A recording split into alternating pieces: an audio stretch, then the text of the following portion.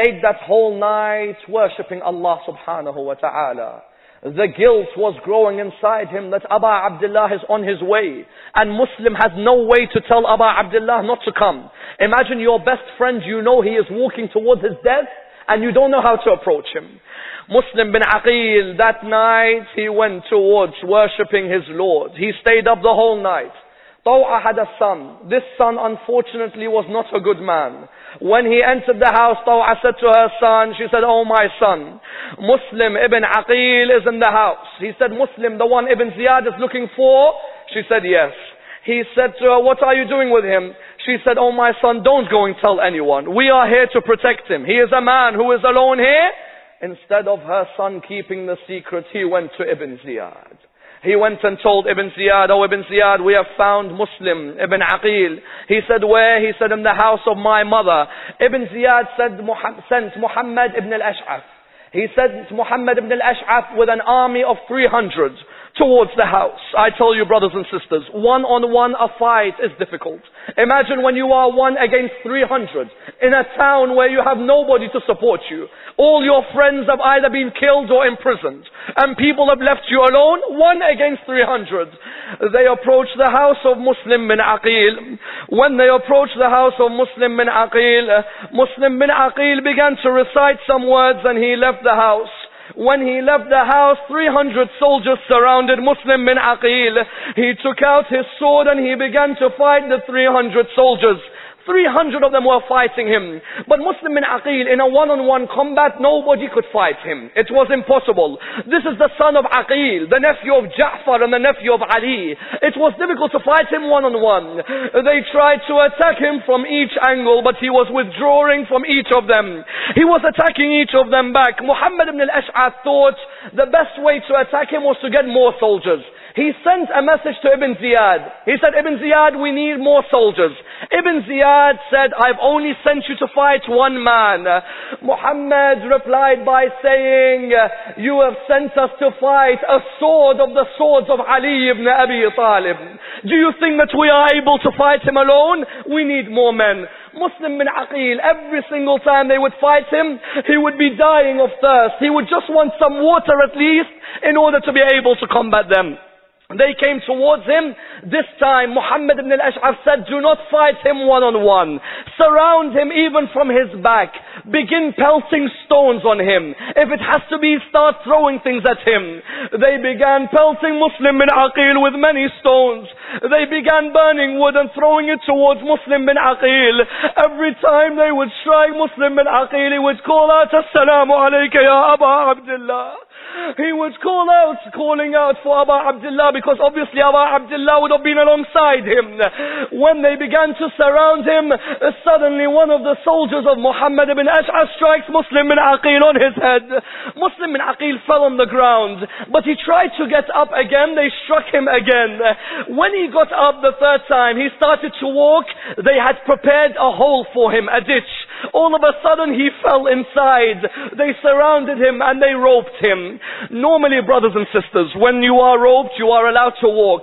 But they pulled him along the grounds of Kufa. His body was being pulled along the grounds.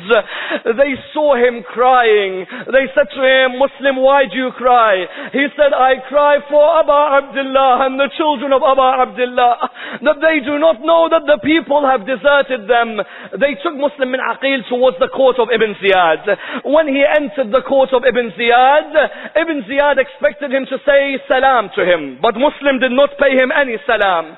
Ibn Ziyad said to him, "I do not care whether you say salam or you don't. We are still going to kill you." Muslim bin Aqil had a request. He said, "Before you kill me, I want 2 things.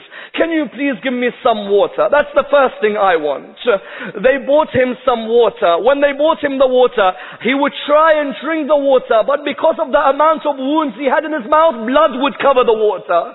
Every time he would try to drink, blood would cover the water, until he recognized that it was his destiny, that before he died, he will not drink any water like Abu Abdullah. The second thing he wanted was what? The second thing he wanted, he had a wasiyah. He said to Umar bin Sa'ad, I have 3 things I request from you. He said, the first thing I request is I have a loan. I want the loan returned back to its owner. The second thing I request is this, is that I want you to bury me Islamically. I want you to wash my body at least. The third request I have is to tell Abu Abdullah not to come towards these lands, because Abu Abdullah will be taken away by these people. Did they pay these requests? No, they didn't. They took him towards the top of the castle. Many of you now will know what has happened. They put Muslim bin Aqil's head on the top of the castle. Ibn Ziyad called the executioner. He said, executioner, do what you have to do. The executioner came towards Muslim bin Aqil. When he came towards him, Muslim bin Aqil called out, Assalamu alayka ya Aba Abdullah. Do you think Abu Abdullah heard the salam or no? Of course he did. Abu Abdullah was on his way from Mecca towards Karbala. Abu Abdullah, all of a sudden he said, Wa alayka salam.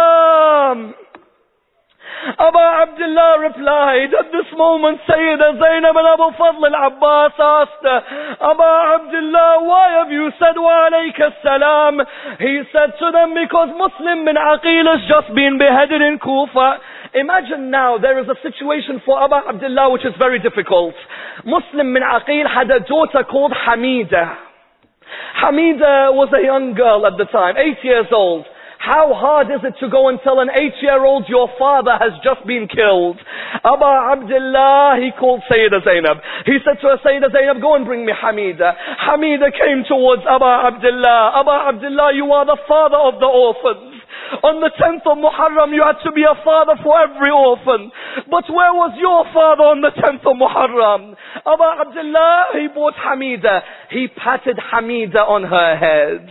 He then said to her, oh Hamida, my sons are your brothers. My daughters are your sisters.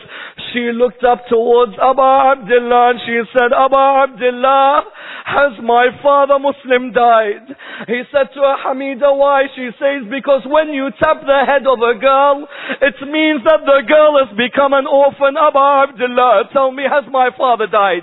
There is an interesting narration, and I conclude with this narration. Sukaina bint al-Hussein, when she saw Hamida, Hamida was there, she was an orphan. Sukaina saw Hamida, began to cry when she heard her father had died. Sukaina came and she hugged Hamida. She began to hug her. She said to her, Hamida, you are an orphan. I cannot bear to see an orphan in this situation. So she began to hug her. She sat down with her. I ask you, brothers and sisters, on the 10th of Muharram, when Sukaina asked, where is my father? Where is Abu Abdullah? Who was there to come and hold Sukaina when she was sitting down? That's why hadiths narrate to us on the night of the 11th of Muharram, or on the night of the 12th of Muharram, when the companions of Imam al-Hussein, when the family, the prisoners, they were about to leave Karbala. They were all getting ready to leave. Imam Zain al-Abidin was trying to sit on his horse, but he would fall because he was ill. What happened was, there was a man by the name of Khuli or Khuwalla. He was in charge of the heads. Because he was in charge of the heads, he would have to put each of the heads on the spear. He went, he put each head, he came to putting the head of Abu Abdullah. A hadith narrates to us, he tried to pick up the head of Abu Abdullah, he couldn't pick it up. He tried again, he couldn't pick it up. He turned round, he went to Imam Zain al-Abidin. Imam Zain al-Abidin was ill. Imam Zain al-Abidin had chains around him. He said to him, Sajjad, your father, his head, I cannot move it. Your responsibility is to move your father's head. Imam Zain al-Abidin, can you imagine how hard it is for him to go and pick up his father's head? He went towards his father's head, he picked it up, he looked at his father's head. He began to speak to his father. He said, my father, why is it that you do not move from your position? Imams are able to talk with each other in these moments. Imam al-Hussein replied to him, I will not move from here because what? Because Sukaina is not part of the caravan that is leaving. You have forgotten Sukaina, go and search for her. Imam Zain al-Abidin turned around to Sayyida Zainab. A hadith narrates, he said to her, Sayyida Zainab, where is Sukaina? They turned around, they couldn't find Sukaina. Sayyida Zainab tried to stand up. Shimr bin al-Jawshan began to whip Sayyida Zainab. Sayyida Zainab again stood up, he again began to whip her. Sayyida Zainab then said, oh Shimr, I have to find the young orphan Sukaina. Shimr let her go. she started looking around, she saw Sukaina sitting down. Next to Sukaina there was a lady whose head was completely covered in black.